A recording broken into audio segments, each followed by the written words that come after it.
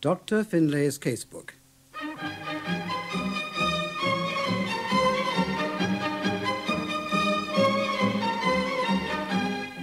Adapted for radio from the television series based on the characters created by A.J. Cronin, with Andrew Cruickshank as Dr. Cameron, Barbara Mullen as Janet, and Bill Simpson as Dr. Finlay, in The Honours List, written and adapted by Donald Bull. Will I give you another cup, Doctor? Oh, no, thanks, Mrs. Calcott. That was splendid. What was it you were saying, Ben? Jim. It was Jim. We both joined the Old Caledonian as lads together. What was it he cried, Cathie? The Old Caledonian. That was a while back, Ben. Aye. Before the Northeastern took over. Tulloch, that was it. Jim Tulloch. He's in the picture there with me when they gave me the medal. The doctor doesn't want to hear about those old days. Is Jim the one without the arm? He lost it. He was one of them trapped in the rear van. Over the embankment it was, just holding by the coupling. I had to break through with an axe. You've told the doctor that a dozen times. It's always worth hearing again. Are you uncomfortable, Ben? The bedclothes, she aye draws them too tight. Whatever I do, he wants something different. If I lay the bed this way, he wants it that. I like to see out the window. Oh, and then ye grumbled that the light was in your eyes. She doesn't ken. She doesn't ken what it is to be like... Yes, she does. I must be off. My patients are waiting. You'll come again next week, Doctor? Have I ever missed a crack with you on a Tuesday? Goodbye, Ben. I do all I can. I pushed his bed around so he could see through the window and he couldn't stand the light. And when I closed the curtains, he didn't want that. And I sleep so light listening for him. I could put him into the hospital. Oh. It would take the strain off you. Oh, I don't know. I don't know what to do. He's happier here with his memories about him and you. Whiles I come into the room and he's sleeping so still and I think if only he could go like that. And I feel as if I was killing him. That's only because you love him. Don't try and hide your thoughts. They're not wicked or wrong. I'll look in again next week or any time you need me. You're not alone. Remember that.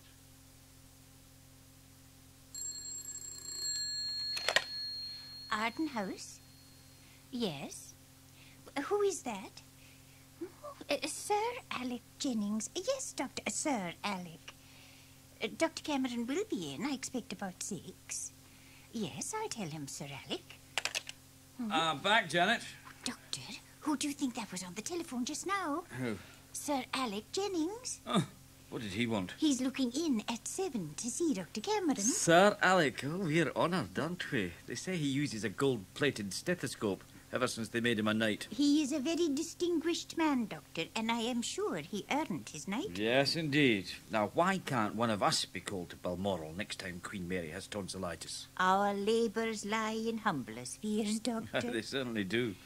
Oh, do you think he'll expect to stay for supper, Doctor? I was only making a hot pot. I'll just see if I can catch the butcher. Keep the thermometer in your mouth, Donald. How long has it been like this, Mrs. McEnery? He came home from school this morning a wee bit off colour. I gave him his dinner. That was all the things he likes. A gammon rasher with peas pudding and a pie with custard. Did he eat it? He spewed it up again. I am not surprised. I sent my man right away for you. The lad's been lying there more than 4 hours. There is a flu epidemic, Mrs. McEnery, with only myself and Dr. Finlay to cope. Let's have that thermometer. Is it a bad fever? No. His temperature's quite low. Open your mouth, Donald. That's it. As wide as it'll go. Oh, he'll be sick again. No, he won't. We don't appear to be brushing our teeth very thoroughly. It's no his teeth. It will be one of those days if he eats too many puddings and sweet things. Now, let's see about these pains. Do you feel any across here? No tenderness? No. All right, pull down your vest. What's that whim, Doctor? He's got flu, gastric flu. Keep him in bed, keep him warm. And no food for 12 hours. Just some water or watered milk. He'll probably be sick again. Well, they say they need something to be sick on. They say, I don't. The boy's clogged with food. He'll come to no harm.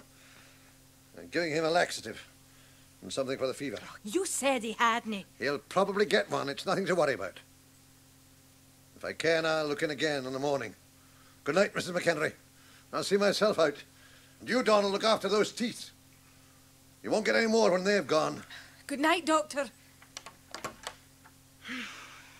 Well, I'm not going to let you starve for all he says. I've got a nice piece of liver for your father. You can get some of that down. Alec, I saw your Rolls Royce. My apologies. Angus, my dear old friend. I see they've given you a dram. Oh, yes, I'm being entertained royally by Miss Macpherson. Well, how are you, Angus? You look frayed, man. Oh, just overworked. I'd take some of that whiskey if pressed, Janet. My Doctor. You are looking resplendent, Alec. By the by, congratulations. About the knighthood, it was splendid news. Oh, that was mainly for Edith, but pleasant, I don't deny. You'll take dinner with us. I don't know what we've... I've made a jugged hare. Oh, it's tempting, but I mustn't. I'm supposed to be dining in Glasgow in an hour's time. Now, I really must apologise, Angus, descending on you in this fashion. I am delighted you did. If you'll excuse me, Sir Alec. Dr. Cameron? Of course, Janet. Well, how long is it, Angus, since we last met? Well, it must be 5 years, the last Hamilton Award dinner. That was it. You know, it's delightful to be with you again. It makes me conscious of what I've missed. A quiet country practice close to the real thing. They're real, all right. Actually, it's apt you're recalling that we last met at the Hamilton Award dinner, because that's what I've come to talk about, the 5-yearly award. You know I chair the selection committee. You chair everything chairable. Touché. But that's why I have to be in Glasgow tonight. There's a meeting. I wanted to sound you out first. I want to propose your name for the award. Are you serious? Never more so. And I don't want any flam about your being a humble country medico and not being worthy of it. I am staggered you should even suggest it. Good. That's what I want to do, stagger them. The award's always gone I know, to the member who, in the eyes of his colleagues, has best served his profession in the past 5 years. So who always gets it?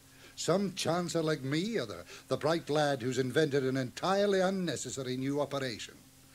No, this time, Angus, I want the award to be a demonstration that the profession still knows where its heart is. I want it to go to the man you and I and every doctor knows is the guts of the trade, the GP. Are you all right, Angus? Yes, so... well, no, I think I have a slight chill. Have some more of your whiskey. It's the finest cure I know, and I've tried them all. But, you know, in a way, I owe this to myself, Angus. I'm as big a fraud as the rest. No. Well, perhaps not as big as some. Now, let's say I'd like to put the books of my conscience straight. Will you take it? I don't know what to say. I am in your hands.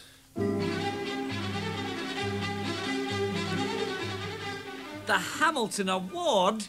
But that's marvellous. Doctor, I'm so glad. Well, that's the biggest thing in Scottish medicine. Well, I'm pleased for your sakes. And now, if you'll excuse me from supper, Janet, I think I'll take an early night. You're not ill? Oh, just tired. Perhaps a chill. Oh, Lord, you've got it. I have not. It's merely a chill. I will sleep it off. I'll get you a hot water bottle and some milk and brandy and a beaten egg. Thank you. You can leave out the milk and the egg. The Hamilton.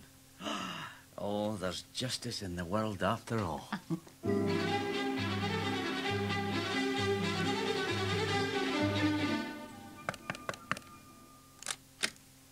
Come in, Janet. Oh, I thought I'd see whether you were awake yet, Doctor. Are you feeling better? Yes, I've had a good sleep. I'll bring you something to eat. I've made a milk pudding. Oh, what time is it? Noon? Mm-hmm. Have I slept that long? You should have woken me. It's Dr. Finlay out? Yes, Doctor, and he's taking your calls. I wanted a word with him about the McEnery boy. He's looking in there, too, Doctor. A bit puzzled. The temperature was atypical. However, it's probably nothing. Well, I'll rest another hour, Janet, and I expect I'll take evening surgery.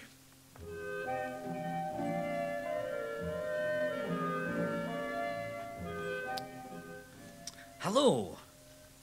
Hello. Is there something wrong, Doctor? I'm on to Lanark Infirmary. They're trying to find the senior surgeon, Mr. Greville. Mm-hmm.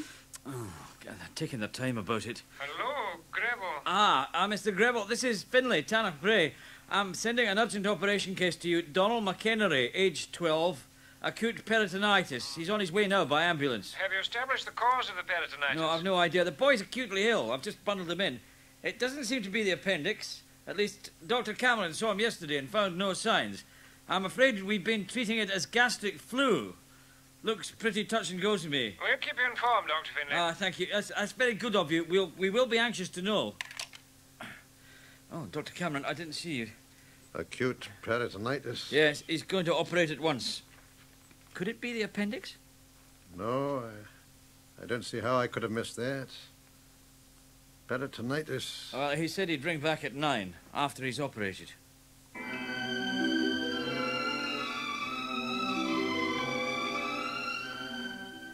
Hello. This is Dr. Finlay of Tannock Bray. Could I speak to Mr. Greville, please? Left. Now, it's about an operation case I sent in this evening. A boy, Donald McEnery. Oh. Oh, I see. Could you tell me the cause of the peritonitis? I see. Thank you very much, sister. The night sister, she says peritonitis caused by a ruptured appendix. He performed appendectomy and drainage. That's all she said. It seems I was mistaken on both counts. And the boy? Oh, he's not too good, but she thinks that they caught him in time. His poor parents. That poor woman. It's Mrs. McEnery, Doctor. Thank you, Janet. Come in, Mrs. McEnery. Please sit down. There's better news from the hospital this morning, I'm glad to say. The sister said my lad nearly died. It was a very serious operation, but Donald's out of danger. No thanks to you, is it? Mrs. McEnery, I realise to some extent you must hold me to blame. I should have got to your lad sooner, but we had no reason to believe Dr. that... Finlay... I've nothing against you, Doctor. You got to Donald as soon as you could. Dr. Finlay has no responsibility in this. He did all that was right, all that was humanly possible. I understand your complaint, Mrs. McEnery. You said the boy had flu. He had a burst appendix. Gastric flu. The symptoms can be very alike in the early stages. Dr. Finlay... Mrs. McEnery, I can only say Donald had every symptom of gastric influenza. There had been an outbreak at the school. He had come home sick with the typical pains and nausea. You said I'd been overfeeding him. You had. But that is not the point. Aye, it isn't. The next day, my lad has to be rushed into hospital with a burst appendix. They said if it was 2 hours later, he'd have died. And you say there was no sign of it. I examined the boy and found no sign. Oh, examine. You weren't there 10 minutes. Now, that can be enough. It wasn't, was it? You'd give more than 10 if it was a paying patient. Your boy had the same treatment I would have given any patient, private or panel. Then I'm sorry for him. Sorry for the rest of You them. mustn't say that, Mrs. McEnery. A doctor is not a god. I diagnosed your son to the best of my ability, my experience. I was wrong. I'm sorry. Aye, you're right to be. I'm no doctor. I'm just a mother. But I know you near killed my boy. I know that. This is right. Oh, rubbish. I made a mistake.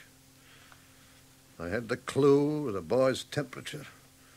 It was lower than it should have been. That could have meant anything. All right, you made a mistake. So have I. Dozens. What doctor hasn't? Unless he's a liar. Would you have mistaken a septic appendix for influenza 20 hours before it burst? I want to know why I made this mistake. Anyway, it's pointless. The boy was saved. It's done with. I don't think so. I don't think so.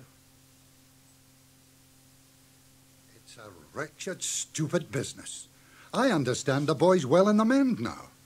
Have you spoken with Greville? No, he's rather difficult to get hold of. Well, I'm not sure it would be worth much. Stiff fellow. Good surgeon, but what are these McEnerys? The husband's at the tanning factory, a quiet man. The mother is... Yes, I know what you mean. It says here to answer a charge of professional negligence. Negligence? Idiots. Look, I know there's nothing in this charge. Every doctor gets this sort of thing. But the fact is it comes at a damned unfortunate moment. That's why I had to speak to you. Of course, I can't embarrass you before the society. I am relinquishing my claim to the award. No, I wouldn't dream of such a thing. It's entirely necessary. We don't know what the finding of the tribunal may be. Now, that's nonsense. You'll be there, you'll speak to them, and that's all that'll be necessary. In any event, I won't risk putting you in a false position. I have written you this letter formally. It simply says that on reconsideration, I feel it would be an injustice to other members with hired claims. Well, if you feel you must. At least I shall be able to claim the virtue of modesty, or perhaps simple realism. Well, Ben, how are you today? The minister was here. The minister? Mr. Ferguson? Well, it was kind of him to look in. I wish he hadn't. I didn't want him here. I didn't want her to be feared. There's nothing to fear. I had a wee dog once. A dog? A wee terrier, and it strayed. I was a wee lad about 7. There was this tunnel they used for the quarry work, and it was no more than 200 yards. He'd gotten there, you see, and he didn't know how to get out. I didn't have a lantern with me. I knew there would be light at the other end, but in the dark, walking alone. To go into that, alone in the dark. Doctor, you won't let that happen. You won't.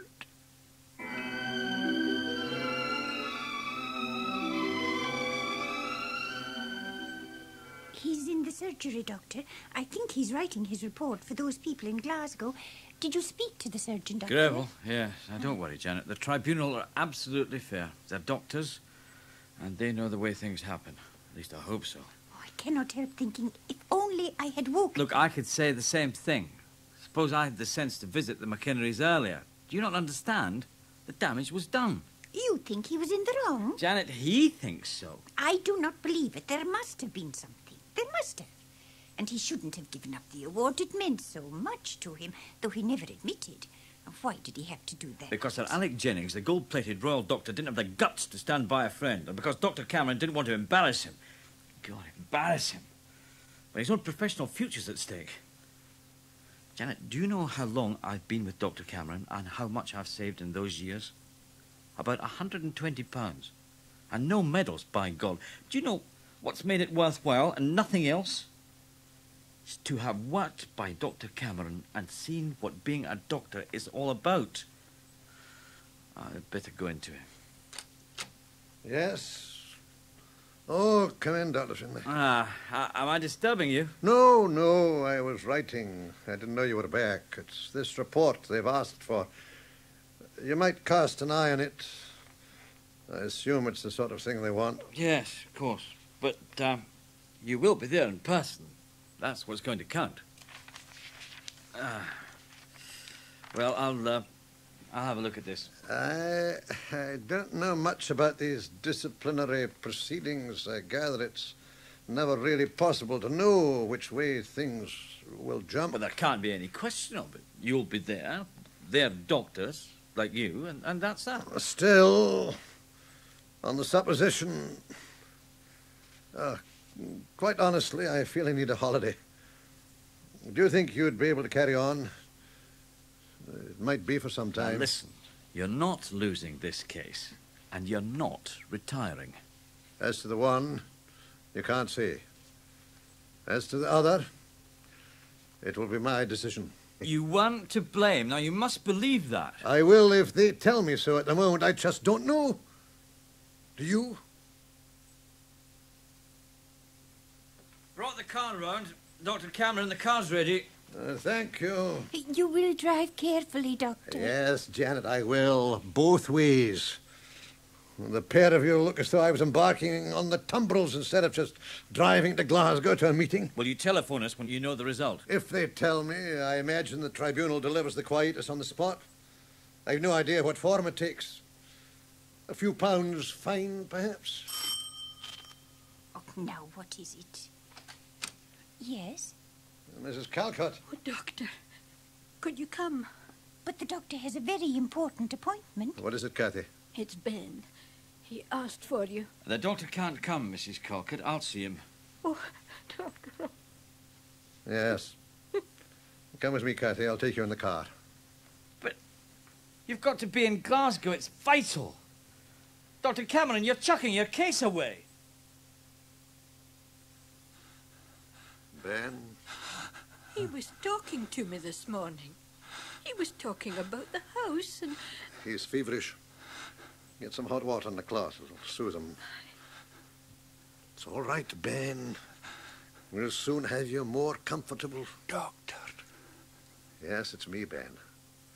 I'm here as I promised. Cathie, go and rest. I'll stay with him. You've been up all night. You're worn out. Try to sleep. There'll be no change for a long time. I'll call you. Yes, Doctor. Janet, I thought I heard the telephone. Was it Sir Alec? No, Doctor. It was a patient making an appointment. And he's still there, with old Mr. Calcott. With that surgeon's report and his not being there to speak for himself, he's thrown it away. Ben, what is it? Is it something you want? What are you looking at? Your medal? I'll take it down. Is this it?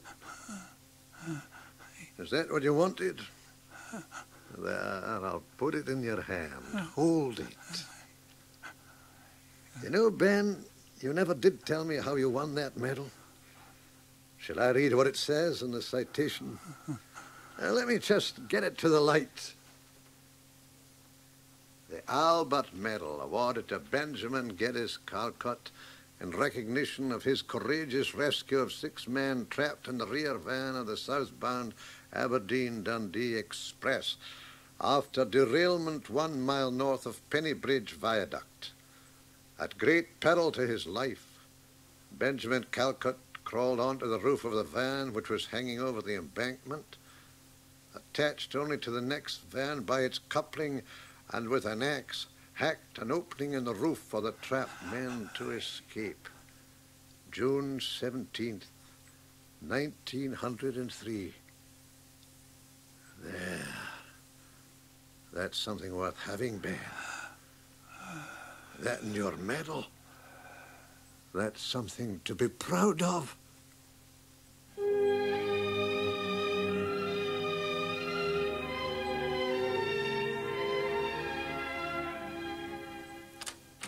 Janet, he's back. Doctor, we've heard the news. They've cleared you. Sir Alec telephoned. Telephone? Yeah, it was Greville. His report did it. Do you know what happened? The boy had a displaced appendix.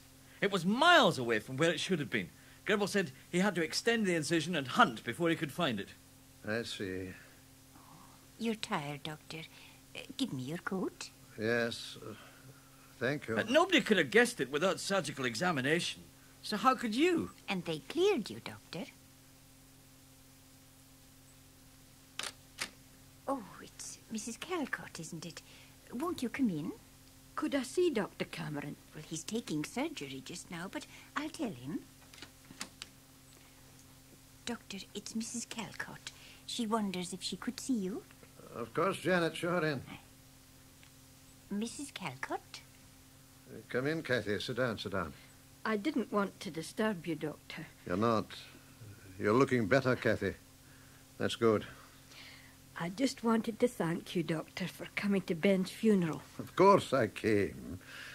He was a friend. And for the way you helped. All the time he was ill.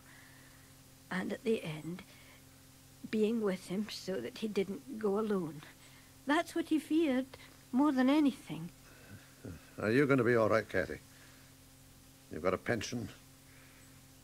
I believe it's your house, isn't it? Ben owned it. Oh, aye, he was a good, careful man. Doctor, Ben never had much, but he asked me to give you something. Oh, I do not want your money, Cathie. Oh, it's no money, Doctor. It's this. Ah, I see. Yes, I would like that. Thank you. Janet! Janet! Yes, Doctor. Oh, has Mrs. Calcott gone? I let her out. Come into the surgery. I want to show you something. Aye. Look at this. Oh. It's a medal. She said Ben Calcott wanted to give me something. This is what he prized most. His medal from the Humane Society. A medal? Do you know the words of Ecclesiasticus, Janet? Honour a physician with the honour due unto him for the uses which ye may have of him. For the Lord hath created him. For of the Most High cometh healing, and he shall receive honour of the King. Yes, that's something worth having.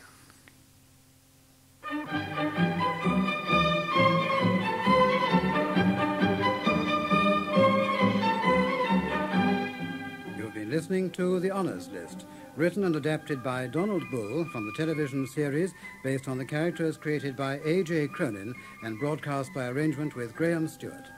The cast was as follows: Dr. Cameron, Andrew Cruickshank; Janet, Barbara Mullen; Dr. Finlay, Bill Simpson; Cathie Calcott, Dorothy Smith; Ben Calcott, Arthur Lawrence; Mrs. McEnery, Miriam Margolyes; Sir Alec Jennings, Archie Duncan; Dr. Greville, Roy Spencer.